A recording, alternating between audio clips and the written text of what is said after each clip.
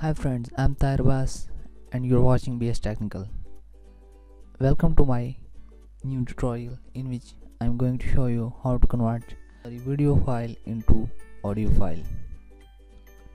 So let's get started. First of all, open VLC Media Player, go to Media and select Convert/Save. Click on Add. Select that song whichever you have to convert. So I select this song which format is MKV. So I will convert it into audio. So click on open and go to convert. Click and select audio MP3. Select file destination. Type anything here, whichever you want to type.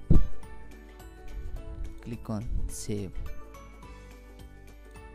Start. You can see processing has been starting.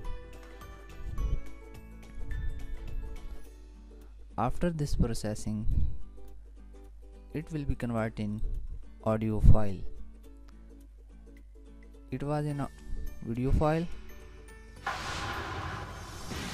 I have converted into audio file by using VLC Media Player.